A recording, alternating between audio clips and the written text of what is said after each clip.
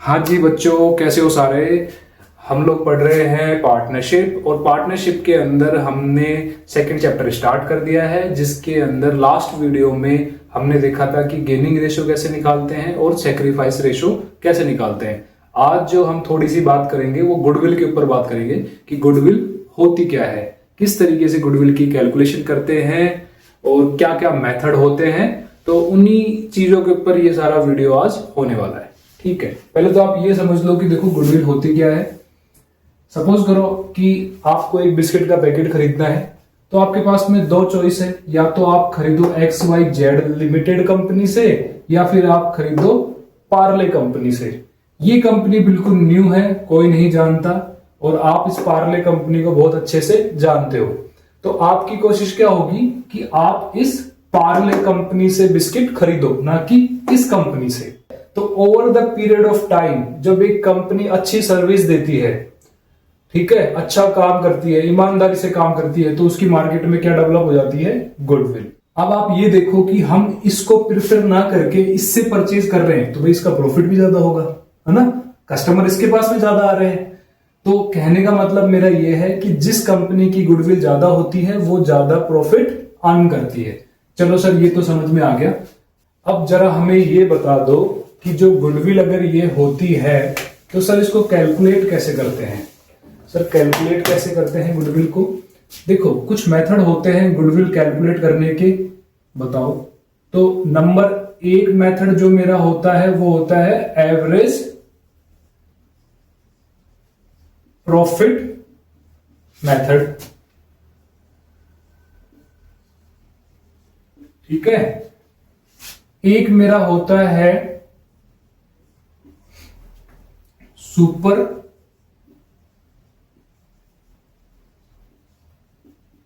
Profit method, एक मेरा ये होता है। नंबर तीन मेरा होता है कैपिटलाइजेशन मेथड। ठीक है, इस तरीके से तीन मेथड होते हैं जिनसे हम लोग गुडविल कैलकुलेट करते हैं। वन बाय वन हम समझते हैं सारे मेथड को। तो सबसे पहले हम लोग समझते हैं एवरेज प्रॉफिट मेथड। चलो जी, तो एवरेज प्रॉफिट मेथड, सबसे पहले देखो इसका फॉर्मूला क्या होता है कि आपको एवरेज प्रॉफिट निकालना आना चाहिए। ठीक है, एवरेज प्रॉफिट आप जैसे ही निकालोगे, एवरेज प्रॉफिट जैसे ही निकालोगे उससे आप मल्टीप्लाई कर दोगे किसको? Number of years purchase. ये आपको क्वेश्चन में गिवन होगा। ठीक है, चलो सर, ये एवरेज प्रॉफिट कैसे निकालते हैं? एवरेज प्रॉफिट वैसे ही निकालते हैं जैसे हम नॉर्मली एवरेज निकालते हैं। 2020 का जो प्रॉफिट है वो मेरा कितना है? 10,000 रुपए है। 2021 का जो मेरा प्रॉफिट है वो कितना है? 20,000 रुपए है। सर एवरेज कितना आ गया? बताओ बच्चों, एवरेज कितना आ गया? इसको टोटल करो तो मेरा कितना आएगा? 30।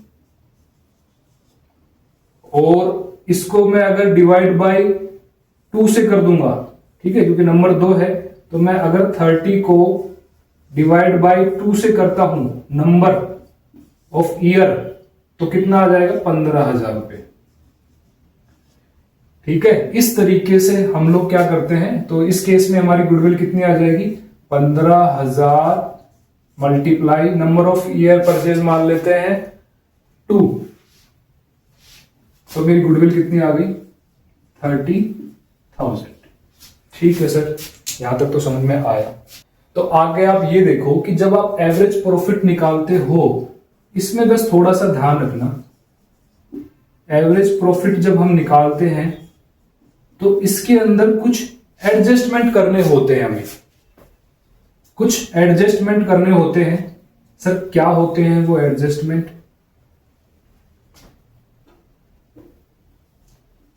ठीक है, ये हम कुछ एडजस्टमेंट करेंगे। क्या एडजस्टमेंट करेंगे?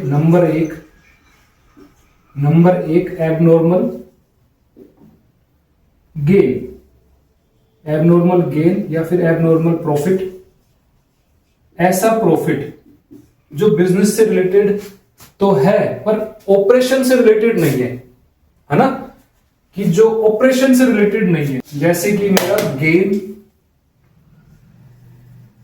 Gain on sale of fix assets. भाई कोई फिक्स एसेट्स हमने बेची और उस पर हमें फायदा हो गया, गेन हो गया। जैसे तुम्हारा कोई नॉन ट्रेड इन्वेस्टमेंट है, इससे कोई अगर इनकम आ रही है तो वो भी हमें इसमें एडजस्ट करनी होगी।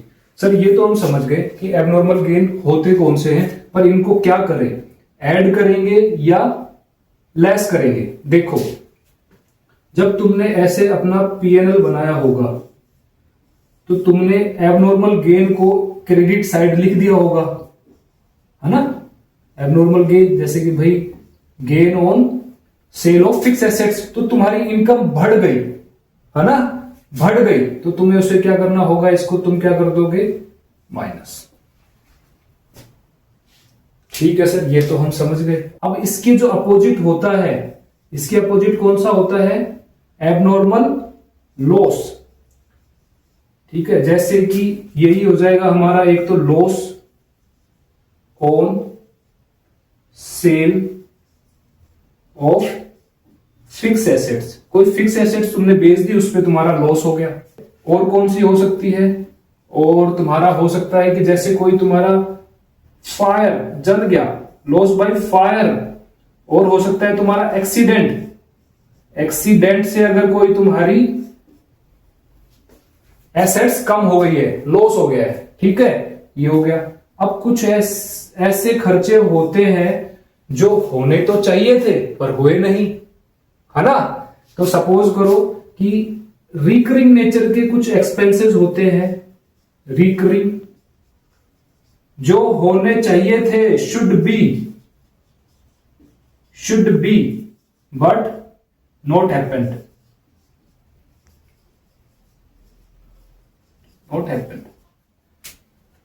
ठीक है। रिकरिंग नेचर के हैं जो होने चाहिए थे पर हुए नहीं, इसका मतलब क्या होगा सर, वो तो होंगे ना, तो इसको तो मैं क्या कर दूंगा, माइनस कर दूंगा। ठीक है, और इसी का मैं एक केस और बना देता हूं कि रिकरिंग नेचर के हैं, रिकरिंग नेचर के हैं क्या, इनकम। ये तो मेरे एक्सपेंसेस की बात हो गई। ठीक है, इनकम रिकरिंग नेचर की मेरी क्या है, इनकम, जो कि होनी चाहिए थी बट शुड बी, होनी चाहिए थी बट नहीं हुई, तो मैं इसको क्या कर दूंगा, ऐड कर दूंगा। ठीक है जी। अब इनके अलावा कई बार क्वेश्चन में तुम्हें ये भी दे दिया जाता है कि जो क्लोजिंग स्टॉक है वो ओवर वैल्यूड है। तो मान लो कि वो दे रहा है कि तुम्हें ओवर वैल्यूड क्या, क्लोजिंग स्टॉक। इसका मतलब क्या है, इसका मतलब ये है कि तुमने जब यहां पे ट्रेडिंग और पीएनएल बनाया होगा, ट्रेडिंग एंड पीएनएल जब तुमने बनाया होगा तो तुमने यहां पे क्या दिखाया होगा, बाय सेल्स। ठीक है, इनकम वाली साइड, और यहां पे क्या लिखा होगा, बाय क्लोजिंग स्टॉक। इसका मतलब ये है कि तुमने इनकम साइड में ओवर वैल्यूड बढ़ा दिया, इनकम को बढ़ा दिया, तो मैं वापस से क्या कर दूंगा, इनकम को कम कर दूंगा। एक देगा तुम्हें case over under valued, under valued क्या, क्लोजिंग स्टॉक। इसका मतलब क्या है कि तुमने इनकम को कम कर दिया, तो मैं बढ़ाऊंगा सर, अब मैं बढ़ा दूंगा। ठीक है, एक केस देगा तुम्हें ओवर वैल्यूड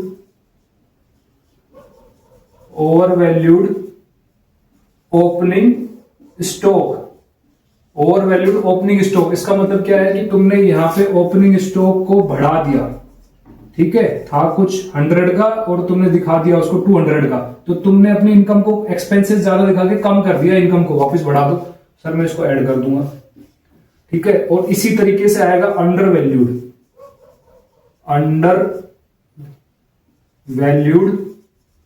ठीक है, क्या, ओपनिंग स्टॉक। मतलब तुमने खर्चा कम दिखाया तो अपनी इनकम को बढ़ा रखा है सर, मैं इनकम को कम कर दूंगा।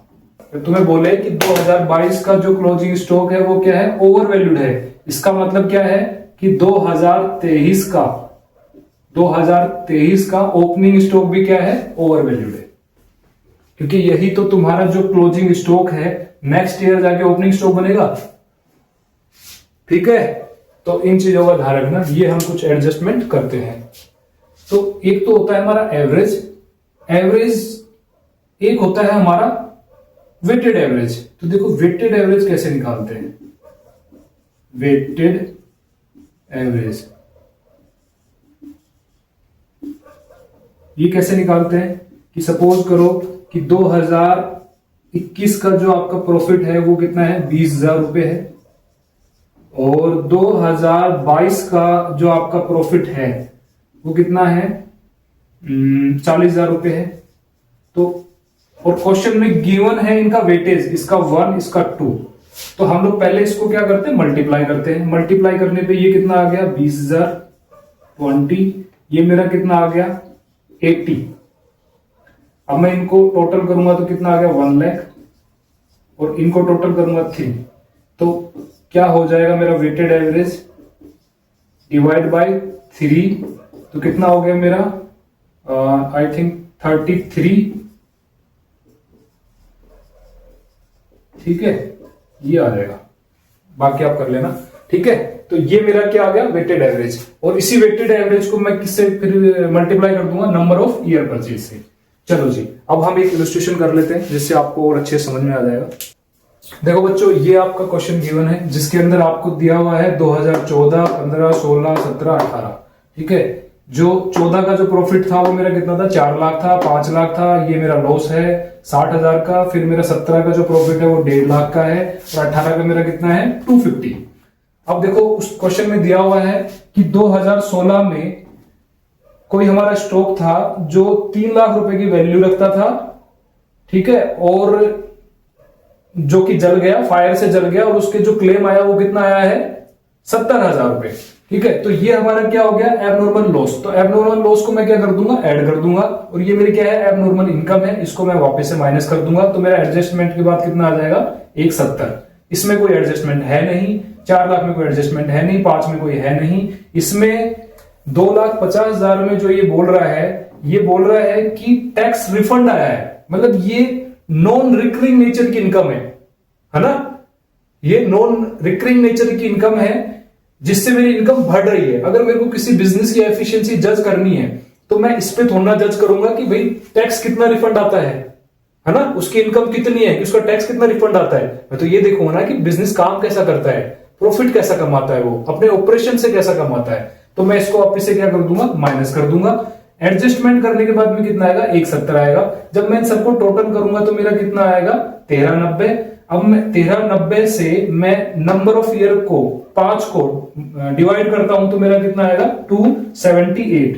और 278 और जो मेरा क्वेश्चन में दिया हुआ है नंबर ऑफ ईयर परचेज कितना दिया हुआ है 3, तो जो मेरी गुडविल निकल के आएगा वो कितना निकल के आएगा 834। ठीक है, 834,000।